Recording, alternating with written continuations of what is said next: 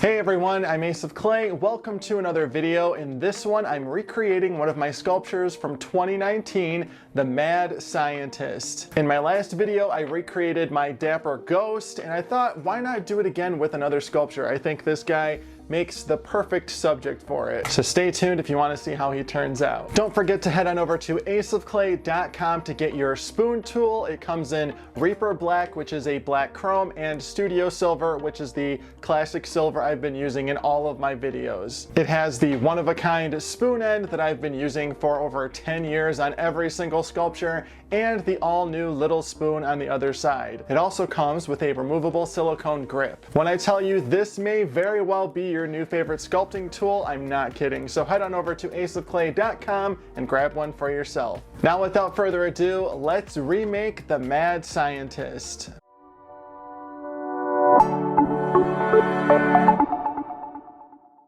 Alright, let's get started. Let's take a look at our Mr. Original here. I made this guy 6 years ago, and I remember when I made him, I did not like how he turned out, and I still don't like him, which is part of the reason why I'm remaking him today. So let's get started. First, I'm going to drill some holes in my wooden base here for the armature wire, and then I'm going to shape out one side of him and then mirror it to create the other.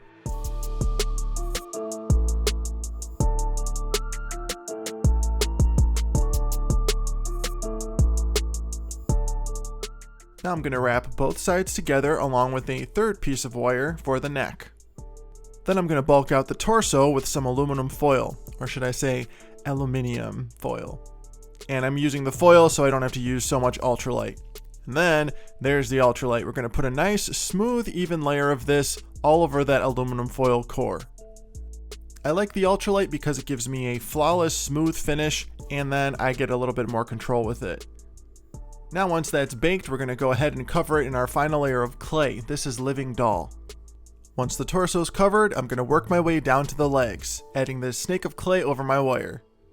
I'm making his legs skinnier than the original because I'm just really drawn to long, skinny limbs. It's a style choice I naturally lean into. If you've been watching me for a while, you know I'm all about the skinny limbs. I also wanted to exaggerate his proportions more than the original design. He's still got weight and presence, but the stretched out limbs give him more of that stylized, slightly weirder look that I love. It pushes the design just enough to make him feel a little more dynamic and a little more me, I guess, even though I did make the original sculpture too. Now I'm just making the free hanging part of his lab coat with some flexible clay, and then we're going to add the lapels and all the little details. While I'm sculpting these remakes, I have to keep reminding myself I'm remaking the original Mad Scientist. I'm not designing a brand new one. The goal was to give him a fresh, updated look while still staying true to what made the original work. I wanted him to feel like a new and improved version, not a totally different character. So it's all about walking that line, modernizing the design, tweaking proportions, refining details, but keeping the spirit of the original intact. And I hope when you see this guy finished, you guys all think I did just that. Now, I don't want to turn this into a huge series where I remake every sculpture I've ever done, but I do want to revisit a few. I'll probably space them out so it doesn't get repetitive, but I'm really thinking about remaking Pretzel the Clown next. What do you think? Should I keep going with these, or is there another sculpt you'd like to see me remake? Let me know in the comments. I'd love to hear what you think.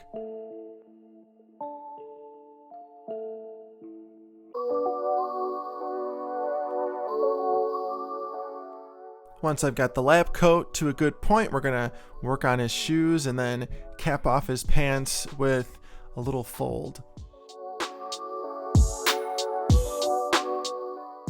And for the last step before baking him again, I'm going to dab on some Bacon Bond to give his lab coat a nice little texture. And once that's done, it's time for the oven. Then after baking, we are going to position the armature for the arms, cover those in Bacon Bond, and start adding our clay. You want to be really careful when repositioning armature wire that's already connected to baked clay. If you move or twist the baked section too much, or really at all, you risk creating tension points that can crack during the next bake. I say can crack, but they probably will crack. That's why I used pliers to hold the section of wire that's embedded in the cured clay completely still while carefully adjusting the rest. This helps avoid stressing the hardened clay and keeps everything nice and stable for the next stage.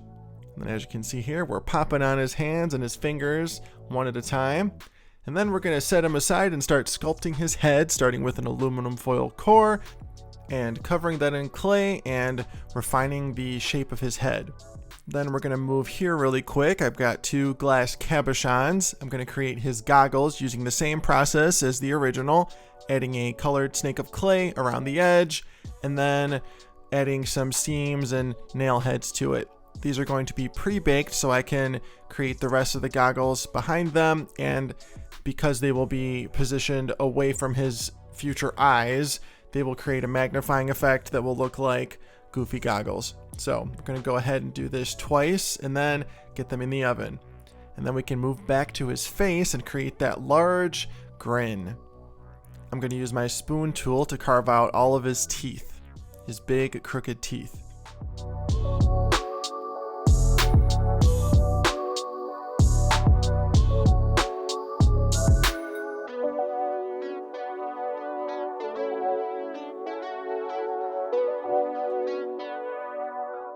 And then I'm going to deepen and refine the space between each tooth with my Explorer tool and add some details.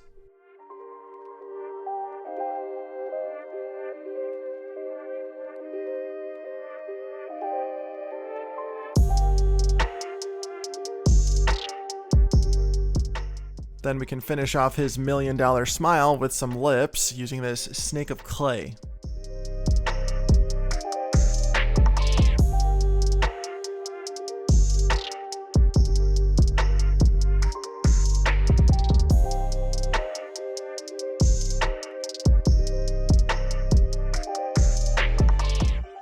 Now for his pointy, evil nose.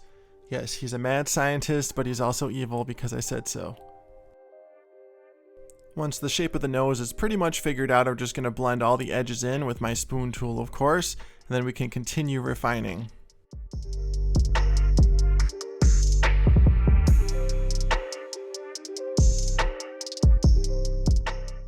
Now let's poke out the nostrils.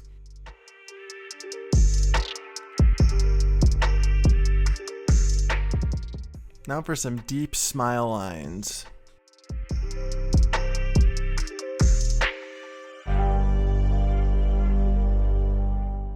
And let's finish off the nose with some pores. And for some quick little ears.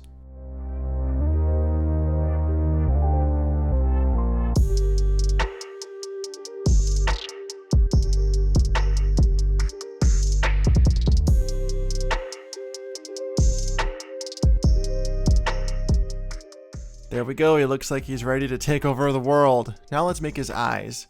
After making a crater with my ball stylus, I'm going to add some white clay and some green irises, like so, because once the goggles are on, I won't be able to paint the eyes, so I have to use colored clay. And speaking of the goggles, we're going to finish those off now after pre-baking the fronts with a flattened snake of clay around the edge there, and then we are going to bake and bond them to his face, like that. And then you see how it magnifies that eyeball. Pretty cool. And of course, we're going to do it again on the other side. And then connect them with a little nose piece. Now for another bake. We're going to take a quick break from our sculpture to talk about our sponsor, BetterHelp. Lately, I've been reflecting a lot on where I am in life compared to where I thought I would be by now. I used to picture a very specific path where my career would be, how I would feel creatively, even how balanced things would be personally. But life has a way of throwing you curveballs, and for me, navigating those changes has been a lot harder than I expected. I've had moments where I just felt stuck creatively, emotionally, mentally, and during those times, it really hit me that I was carrying too much in my head and not enough support in my corner. And that's when I started thinking about therapy. Not as some big dramatic move, but a way to get clearer, more grounded, and just better at handling life when it feels messy. A therapist can help you do exactly that. They'll listen, ask thoughtful questions, and help you see things from different perspectives. They can also give you tools and techniques to help you make meaningful changes. BetterHelp is sponsoring this video, and they're on a mission to make starting therapy easier. All you have to do is fill out a quick questionnaire, and you'll get matched with a therapist in as little as a couple of days. And if it's not the right fit, you can switch to a new therapist at any time for no extra cost. With over 7,000 reviews and a 4.3 rating on Trustpilot, BetterHelp is a platform you can trust and one that I have personally used. Just go to betterhelp.com/aceofclay. That's better, H-E-L-P. And if you go through this link, you'll get 10% off your first month. Thanks again, BetterHelp, for sponsoring this video. Now back to our sculpture. Once the head is baked, it's time to create his hair. I'm going to brush on some Bacon Bond, and then I'm going to sculpt the hair out of ultralight. Just going to create that nice, pointy, somewhat ice cream cone looking shape here. After attaching the hair, I forgot to detail his forehead, so I'm going to add some more clay to that just so I can poke in some wrinkles really quick.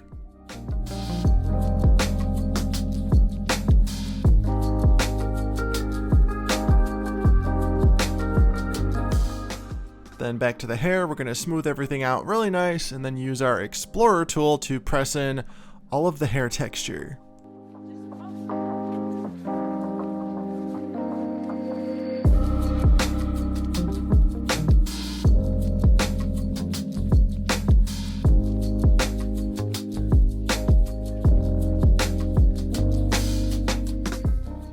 And there we go, his hair is done. Time to get him in the oven. And then once he's baked and cooled down, we're going to start by priming his body with some Kaleido primer, white matte primer. Once the priming step is done, we're going to go in with a sort of watered down yellow wash to start dirtying up his lab coat a little bit. And then follow that with a dark brown wash to get into all of the little nooks and crannies.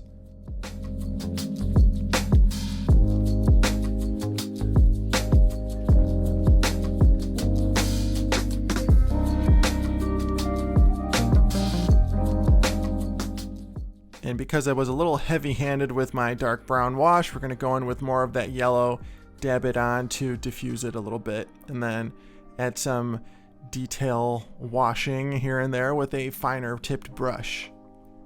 And we're going to brighten him up just a little bit with a white dry brushing. And then we can move on to his black pants.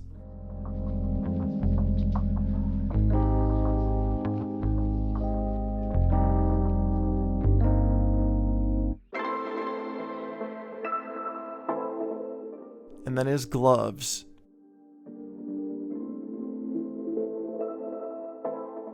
And let's give him a bright red bow tie, just like the original.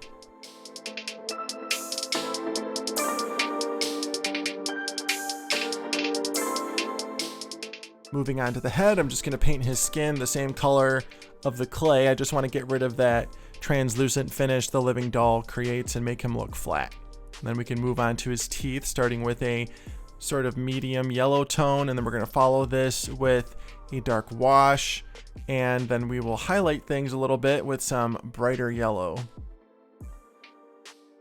And I'm just going to keep layering colors on the teeth until they look how I want them to.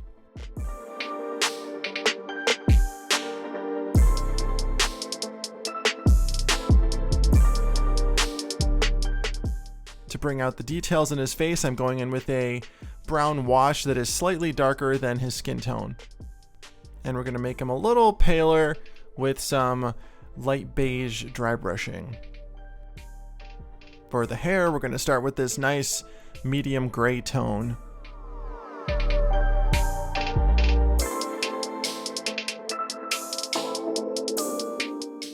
To bring out the texture, I'm dry brushing on some white and then going in between some of the lines with a fine brush and some straight up white. This adds some more texture and dimension.